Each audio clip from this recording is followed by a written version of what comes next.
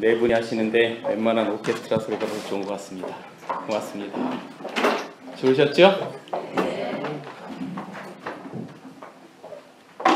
인사드리겠습니다. 여러분 안녕하십니까?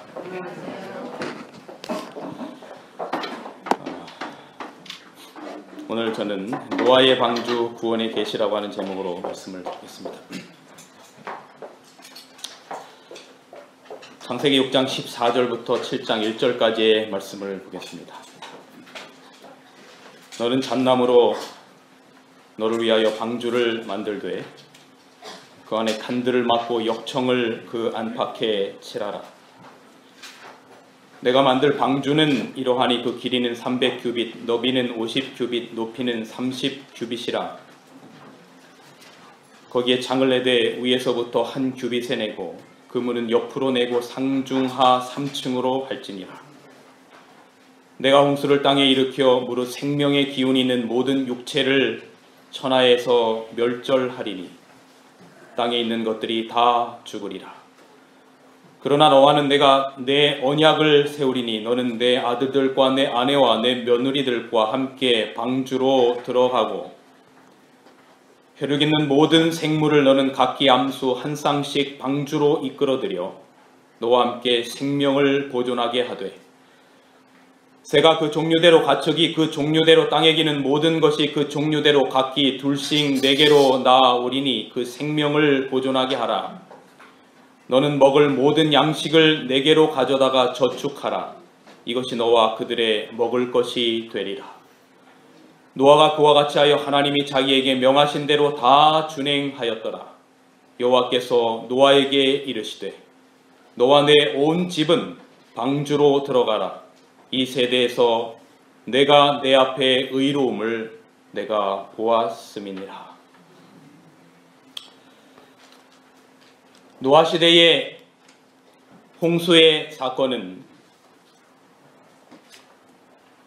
예수님께서 이 땅에 재림 전 세상의 심판에 대한 구원의 가장 완벽한 그림자적인 사건입니다. 예수님께서 마태복음 24장에 어느 날 이렇게 말씀하셨습니다. 노아의 때와 같이 인자의 임함도 그러하리라. 홍수 전에 노아가 방주에 들어가던 날까지 사람들이 먹고 마시고 장가들고 시집가고 있으면서 홍수가 나서 저희를 다 멸하기까지 뭐하지 못하였으니? 깨닫지 못하였으니 인자의 임함도, 다시 말하면 예수님의 재림의 때도 이와 같으리라. 여러분, 우리의 그리스도인의 인생에서 무엇보다 가장 중요한 것은 구원의 준비입니다. 동의하십니까? 먹고 살 준비, 장가가고 시집갈 준비, 자식들 교육시킬 준비, 노년을 위한 준비 다 중요합니다. 중요하지 않다고 말씀드리는 게 아닙니다. 다 중요합니다. 그런데 그보다 훨씬 더 중요한 것은 구원의 준비입니다. 노아 시대 사람들의 가장 큰 문제점은 장가들고 시집간 것이 아니에요. 먹고 사는 것이 문제가 아니고 그들이 일상에서 자녀를 가르치고 노후 대책을 하고 뭐 해야지요. 이게 문제가 아니라 오늘 우리에게 교훈하는 가장 중요한 것은 뭐냐면 그들이 장가가고 시집간 것이 아니라 홍수가 가까이 오기까지 깨닫지 못했다는 것입니다.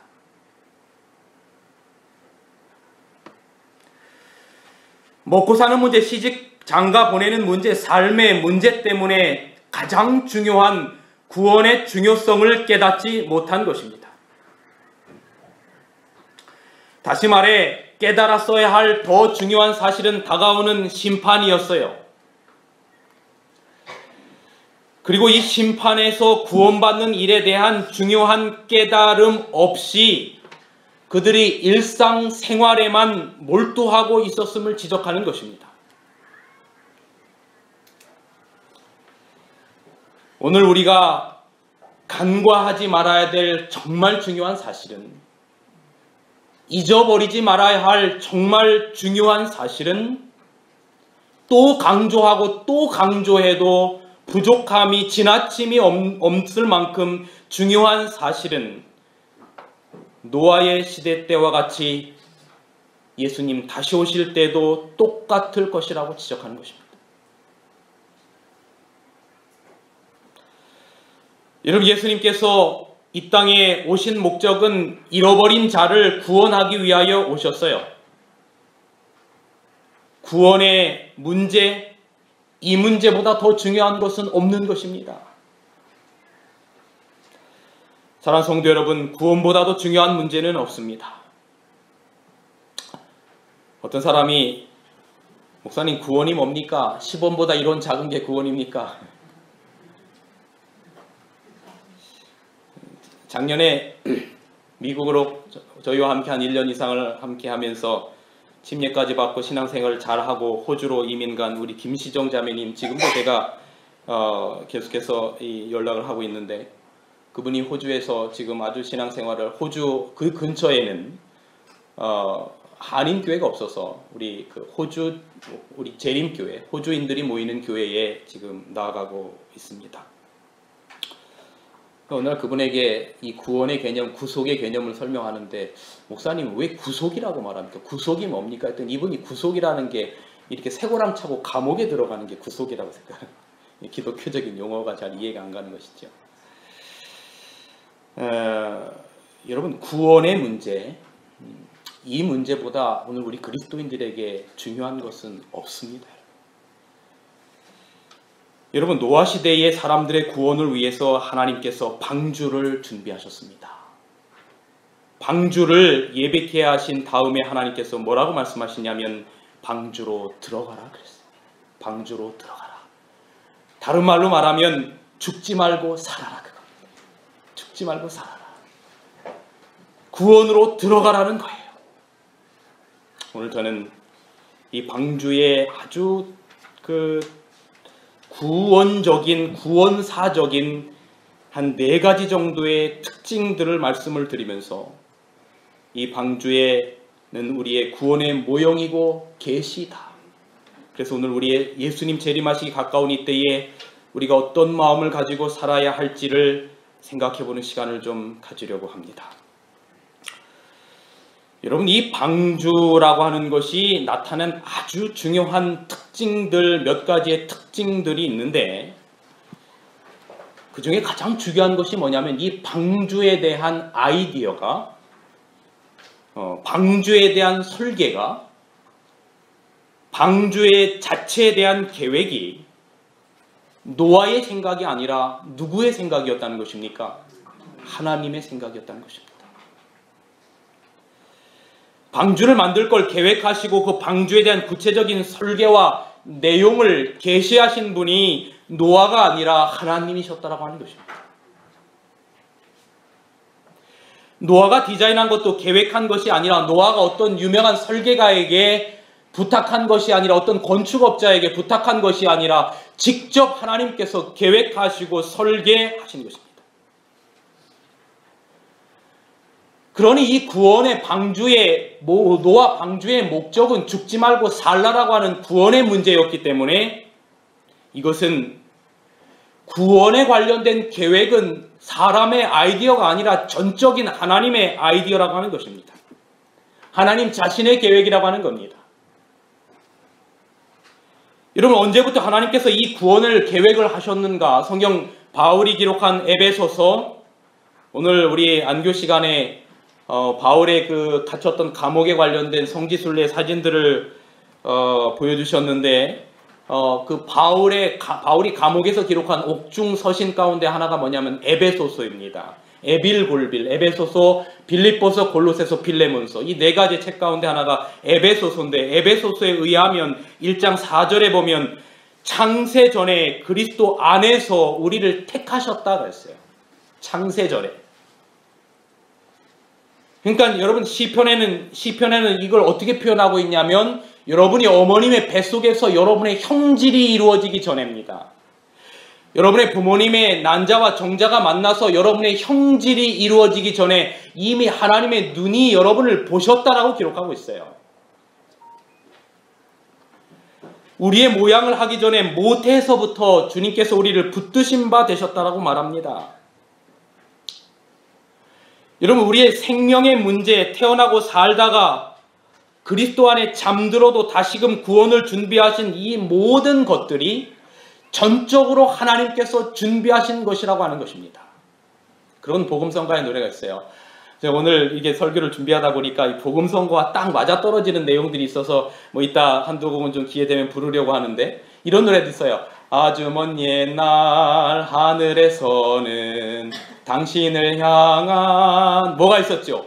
계획이 있었죠. 하나님께서 바라보시며 좋았더라고 말씀하셨네. 아주 먼 옛날, 아직 여러분의 형질이 이루기 전에 하나님이 여러분을 보셨다라고 하는 것입니다. 여러분, 우리가 아이를 잉태하고 그 아이를 이제 병원에 가서 초음파 사진을 보고, 저희도 저희 아이가 뱃속에 있을 때 의사가 저희 아내의 배 위에다 초음파 기계입니까 뭡니까 그걸 이렇게 대면 그 안에서 소리를 들어보세요 하면 그 아이가 심장 뛰는 소리가 들리는 거예요. 쿵쾅 쿵쾅 쿵쾅 쿵쾅. 그 아이의 심장 뛰는 그 소리를 들으면서 누구의 심장이 같이 뛰는 거 하면 이 엄마 아빠의 심장이 같이 뛰는 거예요. 나도 이제 뭐가 되는구나? 엄마가 되고 아빠가 되는구나. 아직 여러분의 형질이 이루어지기 전에 이미 하나님의 마음이 여러분에게 가 계신 거지요. 그래서 우리가 이 땅에 태어나고 살다가 그리스도 안에서 잠들어도 다시금 구원을 준비하시는 이 모든 것들이 전적인 하나님의 계획 안에 있다라고 하는 것입니다. 오늘 본문 창세기 6장 14절에 보면 이렇게 기록합니다. 너는 잣나무로 너를 위하여 방주를 짓되 그 안에 칸들을 막고 역청으로 그 안팎에 칠하라. 그 방주의 제도는 이러하니라 라고 말씀하시면서 이 방주의 구체적인 내용을 누가 계시하셨냐면 하나님이 계시하셨습니다. 이건 마치 성소가 하나님의 전적인 계획인 것과 동일한 것입니다. 그러므로 우리 구원의 문제는 누가 아주 주관을 하고 계시는 것인가 하면 하나님의 손 안에 있는 것입니다. 이 방주의 구원의 그 계시는 전적으로 하나님에 의한 것이라고 하는 것이고, 또 다른 하나의 중요한 것은 뭐냐면 이 방주의 또 다른 중요한 특징이 뭐냐면 이 방주는 대단히 안전한 처소였다라고 하는 것입니다. 창세기 6장 14절 같이 한번 읽어볼까요? 너는 잣나무로 시작. 너는 잣나무로 너를 위하여 방주를 짓되 그 안에 칸들을 막고 그리고 이 방주의 안팎에 뭐를 칠하라? 역청을 칠하라. 역청이 뭔지 아시죠? 이 틈 사이를 벌어지지 않도록 물이 새지 않도록 하는 방수의 기능입니다. 역청을 칠함으로 물이 새지 않고 방주가 아주 튼튼해지는 것입니다. 하나님이 방주를 견고하게 하시기 위하여 역청을 칠하셨어요. 뿐만 아니라 그 안에 칸들을 막으라고 하셨습니다. 그래서 방주 안에는 아주 넉넉한 방들이 예비되어 있었습니다. 그 방들은 바로 쉴 곳이었습니다. 여러분, 이 방주를 상징하는 그리스도 안에 정말로 넉넉한 우리의 안식이 있다는 사실을 믿으십니까?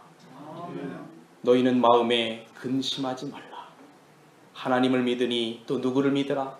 나를 믿으라. 내 아버지 집에는 뭐 할 것이 많도다. 거할 것이 많도다. 내 아버지 집에 거할 것이 많도다. 방주 안에 안식이 있었습니다. 여러분, 밖에는 하늘이 열렸어요. 40주야를 샘의 근원이 터져서 죽음의 물결이 넘실거리는 것입니다. 하늘에 샘들이 터지고 땅에 샘의 근원들이 터졌어요. 그래서 밖에는 이 죽음의 물결들이 넘실댈 때에 노아의 식구가 탄 이 방주 안에는 안식이 있었다라고 하는 것입니다. 얼마나 안전할까? 여러분 여기 창세기 7장 1절에 보면 하나님께서 노아에게 너와 내 온 집은 방주에 들어가라 그랬어요. 그리고 7장 16절에 보면 방주 안에 들어간 것은 모든 것의 암수라. 하나님이 그에게 명하신 대로 들어가매 여호와께서 그를 닫아 놓으셨다 그랬습니다. 노아의 가족들과 또 지난번에 함께 공부했죠. 그 정결한 짐승과 짐승 7쌍씩, 부정한 짐승, 또 그렇게 해서 바로 방주 안에 들어가게 되었습니다. 하나님께서 하나님의 초청에 응답한 자들, 120년이라는 기간 동안 노아가 목이 터져라 외쳤습니다. 자기의 생업을 다 포기하고 그 많은 조롱과 비웃음, 앞으로 120년 후에 이 땅에 비가 있겠다, 목이 터져라 외쳤어요. 근데 사람들이 반응하지 않아요. 반응하지 않아요. 아무리 외쳐도 그게 내 귀에 전혀 들어오지가 않는 것입니다. 아무리 간절한 마음으로 외쳐도 이 백성들이 깨닫지 못하는 것입니다. 그리고 조롱하고 비웃지요. 드디어 비가 내리는 것입니다.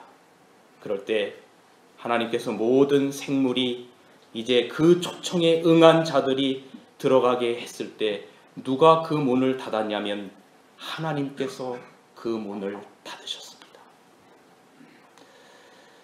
여러분, 하나님께서 우리의 구원의 문이 닫혀지기 전에 하나님의 간절한 음성이 여러분의 마음에 새겨지기를 간절히 바랍니다. 120년간 외쳐도 들을 귀가 없으면 아무런 소용이 없어요. 아무런 소용이 없어요. 내가 느끼지 않으면, 그 하나님의 마음이 내 마음 가운데 느껴지지 않으면 아무런 의미가 없어요. 신앙이라고 하는 것이 그런 것입니다. 어떤 유명한 목사가, 어떤 유명한 강사가 무슨 이야기를 아무리 간절하게 말한다 할지라도 그것이 우리의 마음 가운데 다가오지 않으면, 그래서 우리의 은혜의 시기가 끝나면 그 문은 닫혀지게 됩니다. 여러분, 그 문이 닫혀지기 전에 주님의 음성에 반응하는 여러분과 제가 되면 정말 좋겠어요. 그런데 그로부터 수개월이 지났어요. 노아 방주의 그 모든 그 죽음의 물결들이 다 지나갔어요. 그리고 드디어 창세기 8장 16절 19절에 이렇게 기록되어 있습니다. 노아 방주가 끝났을 때 너는 내 아내와 내 아들들과 내 자부들로 더불어 방주에서 나오고 너와 함께한 모든 혈육 있는 생물 곧 새와 땅에 기는 모든 것을 다 이끌어내라. 이것들이 땅에서 생육하고 땅에서 번성하리라 하시매 노아가 그 아들들과 그 아내와 그 자부들과 함께 나왔고 땅 위의 동물 곧 모든 짐승과 모든 기는 것과 모든 새도 그 종류대로 방주에서 나왔더라라고 기록되어 있습니다. 무슨 이야기입니까? 창세기 7장 16절에 들어갔던 그 모든 것들이 단 하나의 잃어버림이나 없어짐을 당하지 아니하고 그대로 보존되어 하나도 잃어버리지 않고 보존되었다라고 하는 것입니다.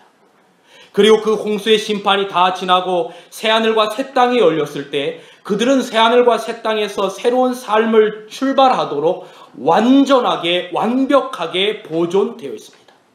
여러분, 우리가 여기서 얻을 수 있는 정말로 중요한 메시지는 무엇입니까? 그리스도 안에 들어가 있는 사람은 한 사람도 잃어버림 바 되지 않는다는 사실을 기억하시기 간절히 바랍니다. 여러분, 여기 요한복음 10장 28절 29절에 예수님께서 이렇게 말씀하셨어요. 내가 저희에게 영생을 주노니 영원히 멸망치 아니할 터이요 또 저희를 내 손에서 빼앗을 자가 없느니라. 저희를 주신 내 아버지는 만유보다 크심에 아무도 아버지의 손에서 빼앗을 자가 없느니라. 여러분, 한 사람도 잃어버린 바 되지 않을 것을 믿으십니까? 한 마리의 참새도 허투루 땅에 떨어지지 않고 들에 핀 이름 없는 한 마리의 꽃도 하나님께서 입히시고 먹이시거늘 하물며 너희일까 보냐. 사랑하는 성도 여러분, 우리의 구원은 그리스도 안에서 견고한 것입니다. 우리가 방주에서 나가지 않는 한, 그리스도 안에 거하는 한 하나님이 먼저 우리를 버리시는 일은 절대로 없다는 사실을 간절히 기억하게 되기를 간절히 바랍니다. 방주의 대단히 중요한 또 다른 특징 가운데 하나가 뭐냐면, 방주의 창이 하늘을 향해서 만들어졌다라고 하는 것입니다. 16절을 보겠습니다. 거기 창을 내되 위에서부터 한 규빗에 내고 그문은 옆으로 내고 상중하 3층으로 할지니라 그랬어요. 여러분, 창이 어디에 있었냐면 방주의 창이 옆에 있지 않았습니다. 옆에 있었으면 얼마나 불안했겠어요. 옆으로 뭐가 다 보이겠습니까? 파도가 다 보입니다.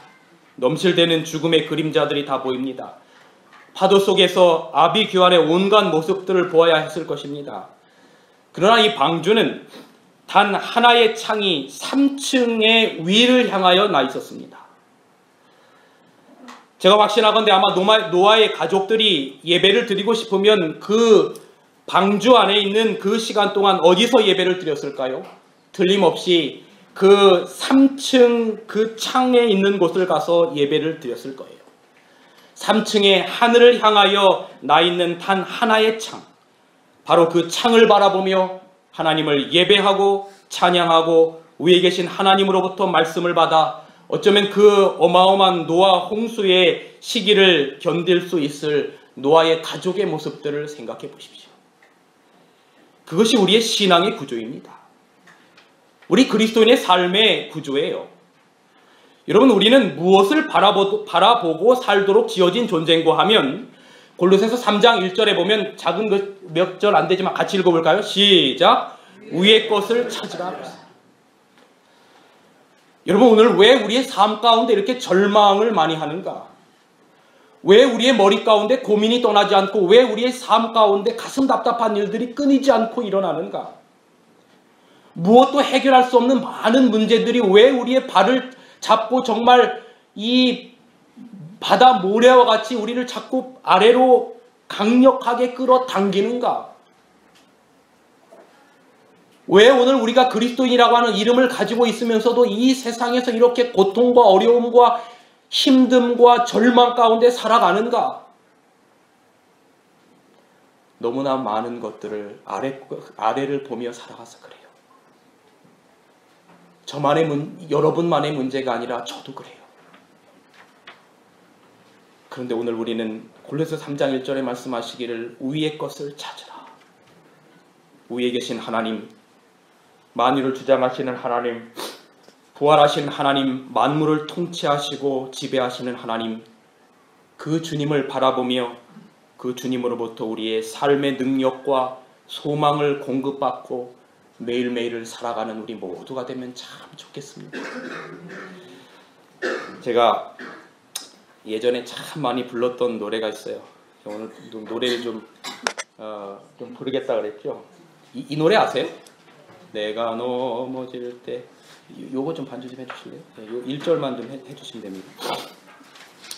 가사를 좀 한번 생각하시고요. 오늘 이 방주의 창이 왜 하늘을 났을까라고 하는 우리의 구원적인 교훈을 생각하면서 1절만 한번 불러볼게요. 내가 넘어질 때 나의 손을 붙잡고 한번 같이 불러봅시다. 가사 생각하면서 1절만요.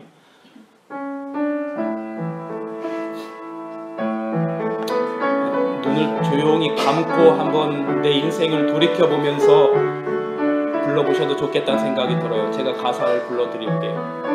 내가 넘어질 때 나의 손을 붙잡고, 내가 넘어질 때 나의 손을 붙잡고, 일으켜 세우는 주님, 일으켜 세운 주님, 하늘 향해 걸어라, 하늘 향해 걸어라, 부드러운 음성 내 마음 문을 두드려. 넘어지지 말고 하늘 향해 걷자, 넘어지지 말고 하늘 향해 걷자.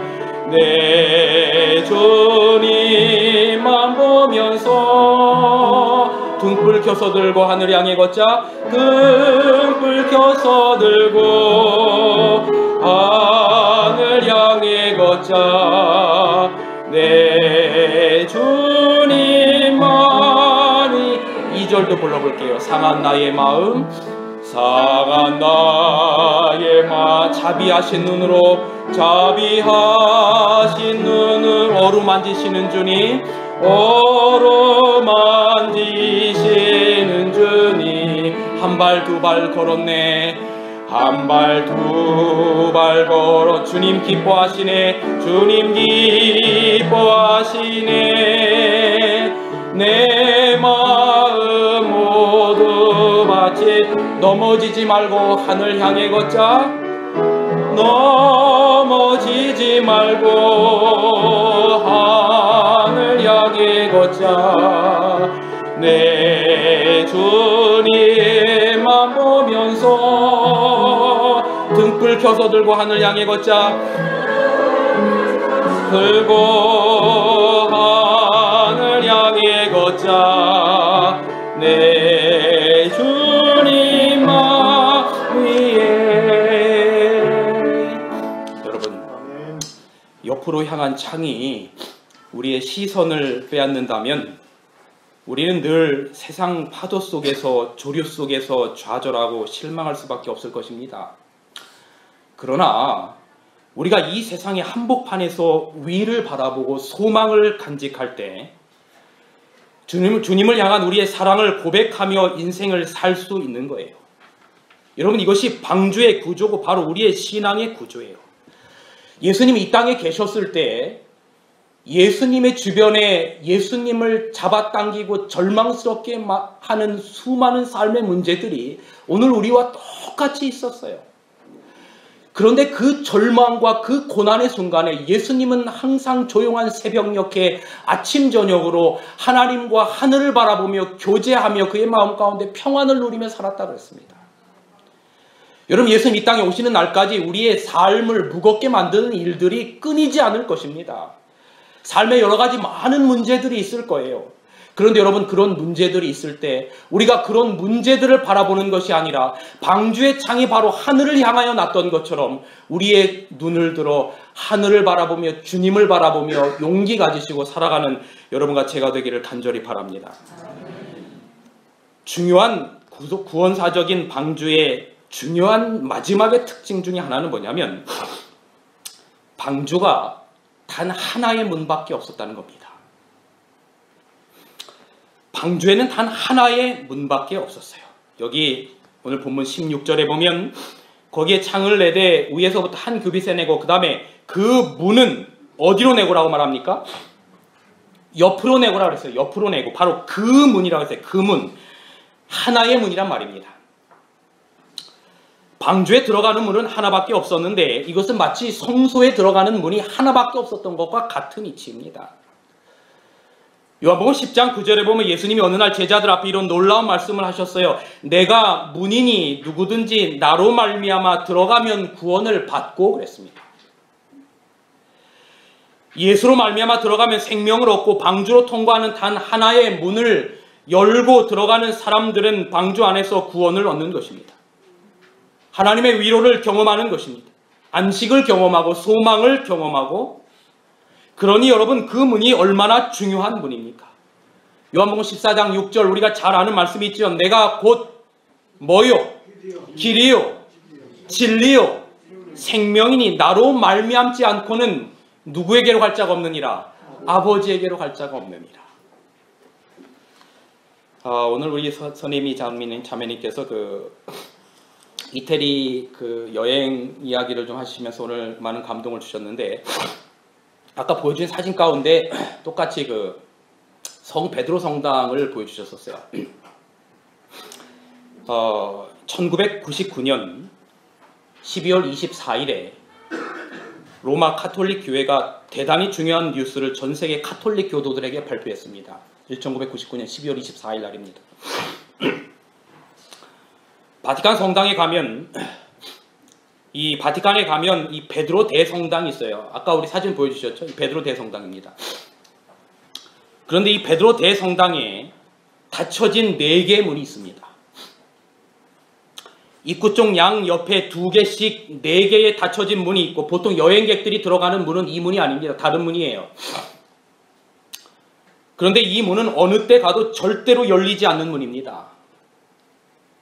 그런데 로마 카톨릭에서 매 25년마다 그 한 번씩 그 문을 엽니다.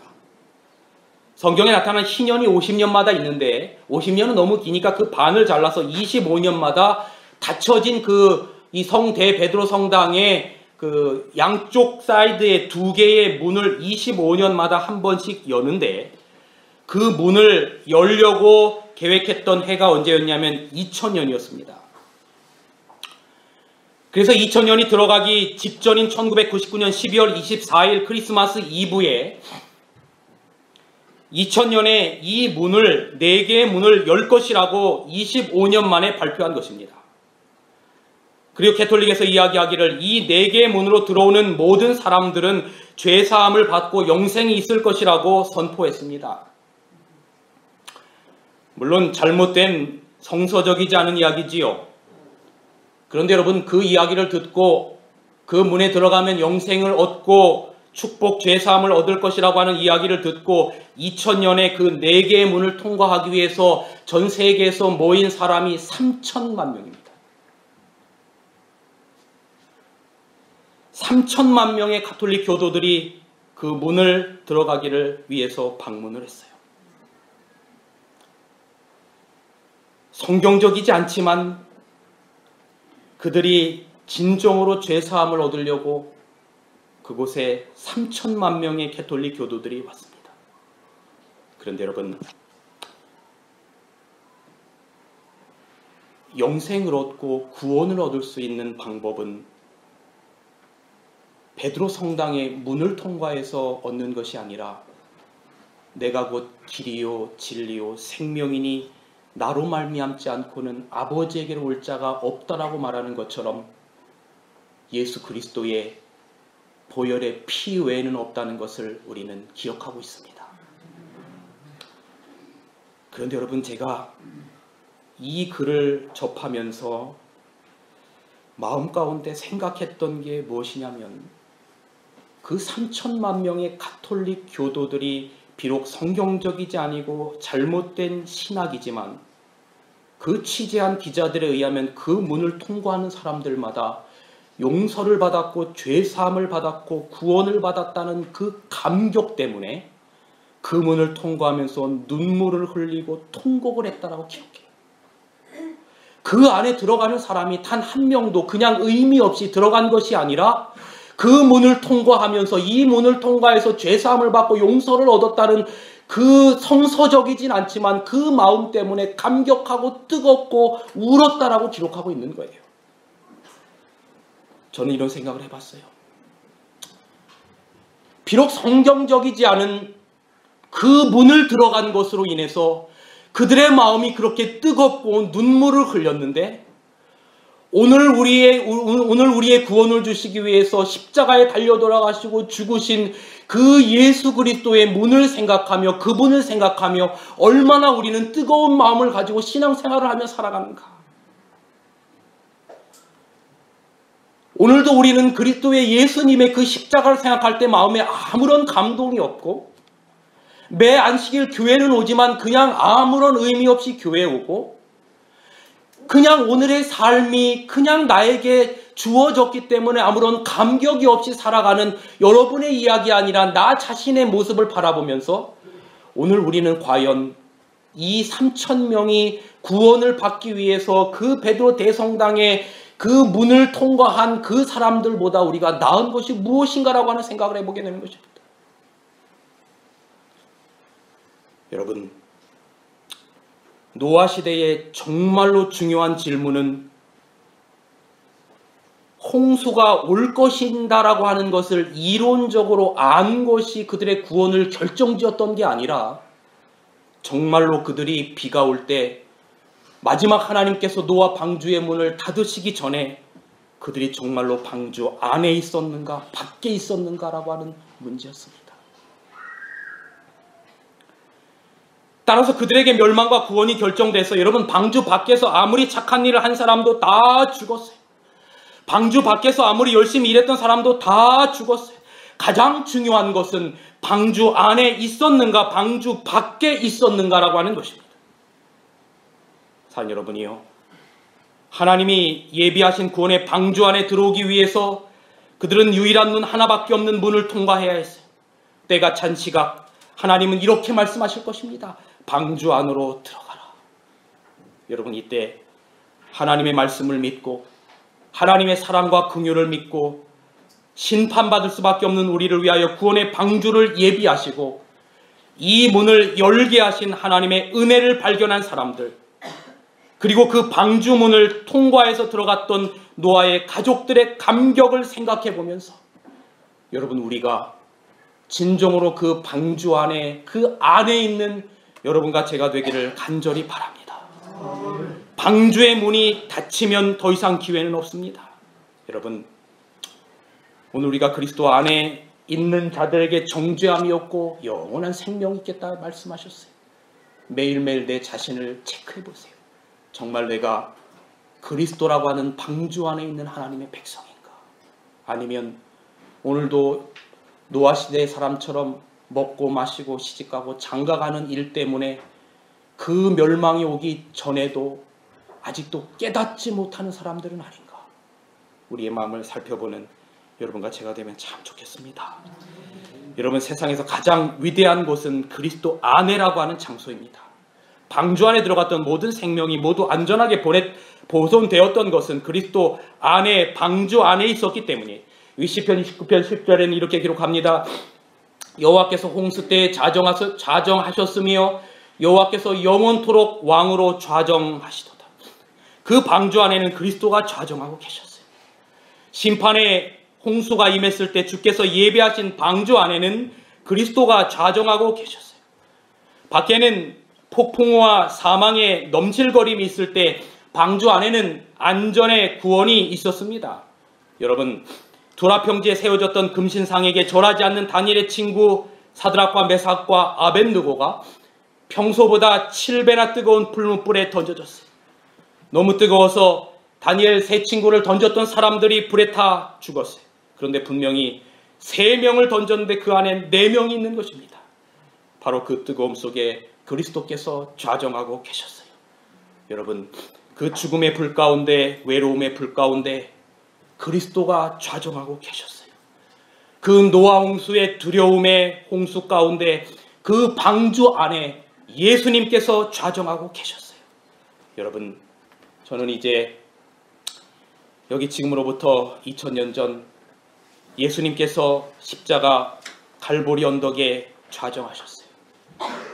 땅에 기초가 놓이기 전에 여러분과 저를 구원하기 위한 하나님의 아버지, 아들 예수님이 맺은 언약을 이루기 위해서 갈보리 언덕에서 아들 예수님이 좌정하셨습니다. 갈보리 언덕의 무서운 어두움을 견뎌내시고 최후의 핏방울을 골고다 언덕에서 떨구시던 바로 그 순간 우리의 죄의 싹은 지불되었고 하나님의 아들의 좌정으로 인해 구원의 길이 열렸습니다. 그분의 십자가의 좌정은 우리가 받아야 할 형벌 대신 지신 것이며 그 아픔은 우리가 져야 할 아픔이었어요. 우리의 구원의 방주인 십자가 위에 그리스도가 좌정하셨습니다. 노아의 방주의 그 두려움의 물 가운데 방주 안에 좌정하셨던 하나님께서 다니엘의 세 친구의 그 뜨거운 풀무불 가운데 좌정하시고 보호하셨던 하나님께서 십자가에서 온 인류를 위하여 십자가에 매달리시고 좌정하신 그 예수님께서 잠깐 후에 영광의 보좌에 좌정하실 것입니다. 볼지어다 구름을 타고 오시리라. 각인의 눈이 그를 보겠고 그 좌정하신 분께서 우리의 머리에 정한 금관을 씌우실 것입니다. 리비언 헤럴드에 이렇게 기록합니다. 지극히 높으신 자의 성도들에게 주어지는 면류관 하나하나는 모두 다 그리스도의 손으로 주어질 것이다. 잔인한 제사장들과 주권자들에 의하여 십자가에 못 박히셨던 그 손으로 사람들에게 영생의 위로를 주실 것이다. 여러분, 그날 그 아침 예수 그리스도라고 하는 방주에 탄 여러분과 제가 그 주님으로부터, 그 주님의 면류관, 그 십자가에 구멍난 그 손으로 씌우시는 그 면류관을 이 자리에 계신 한 분도 빠지지 않고 받게 되시기를 정말로 간절히 바랍니다. 여러분, 이 찬양을 좀 한번 불러봅시다. 오늘 찬양을 좀 많이 불렀으면 좋겠어요. 가사를 생각하시면서 부르겠습니다. 나의 등 위에서. 나의 등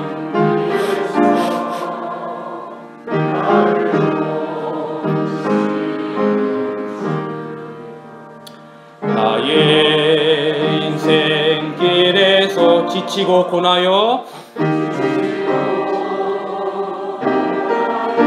매일처럼 주저앉고 싶을 때, 앉고 싶을 때 나를 밀어주시네. 일어나 걸어라, 일어나 걸어라. 내가 새 힘을 주리니 일어나 너 걸어라. 내 너를 도우리. 조금만 빨리 불러보겠습니다. 2절. 나의 등 뒤에서 나를 도우시는 주, 나를 도우시는 주. 평안히 길을 갈 때 보이지 않아도, 아니 길을 갈 때 보이지 않아도 지치고 고나여 넘어질 때면 다가와 손 내미시네. 일어나 걸어라, 일어나 걸어라. 내가 새 힘을 주리니 일어나 너 걸어라, 일어나 너 걸어라. 내 너를 도. 3절은 제가 가사를 읽어드릴게요. 나의 등 뒤에서 나를 도우시는 주, 때때로 뒤돌아보면 여전히 계신 주, 잔잔한 미소로 바라보시며 나를 재촉하시네. 일어나 걸어라. 내가 새 힘을 주리니 일어나 너 걸어라. 내 너를 도우리. 사랑하는 여러분, 여러분의 연약하고 떨리는 그 손을 잡아주시는 우리 주님의 전능하신 그 손길을 느껴보세요. 방주 속에 그냥 혼자 두지 아니하시고 잡아주신 그곳에 좌정하신 그 손길, 풀무불 속에서 그 뜨거움 가운데 보호하시고 머리털 하나도 상하지 않도록 잡아주신 좌정하신 그 손길, 십자가에서 우리의 구원을 위하여 뚫리신 그 손, 재림 때에 마침내 우리의 눈물을 닦아줄 그 손, 우리의 머리에 정한 면류관을 씌워줄 그 손, 주님의 손길을 느껴보세요.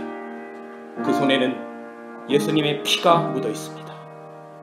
그 손에는 못자국이 있을 겁니다. 못자국 난 그 손으로 내게 말씀하십니다. 함께 가야 해. 내가 물 가운데 지날 때에 내가 너와 함께 할 것이며, 내가 불 가운데 지날 때에 내가 너와 함께 하리라.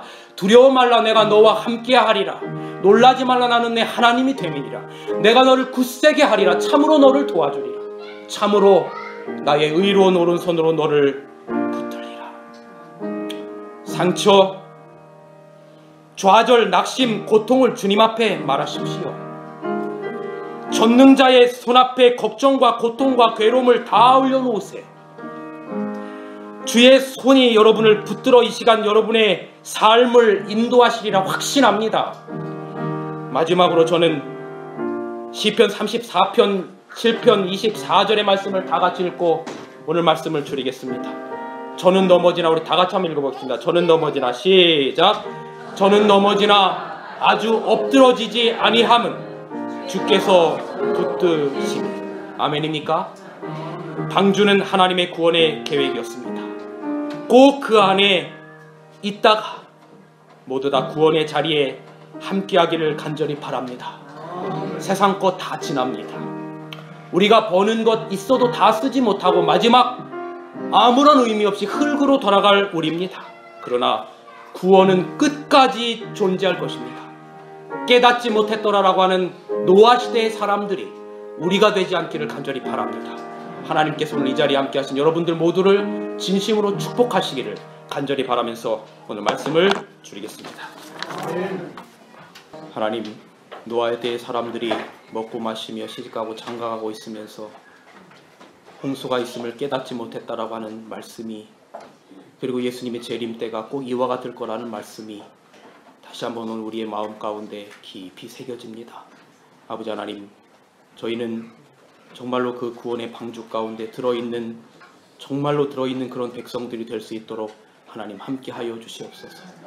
그리스도 안에서 구원을 경험하며 그리스도 안에서 삶을 살다가 우리 주님 오시는 날 정말로 영광 가운데 주님 맞이할 수 있는 우리 모두 되게 하여 주옵소서. 이제 우리 하나님의 사랑과 예수 그리스도의 은혜와 성령 하나님의 감화 감동 교통하심이 오늘 이 자리에 머리 숙인 당신의 모든 백성들에게 함께하여 주시옵기를 예수님의 이름으로 간절히 기도하옵나이다. 아멘.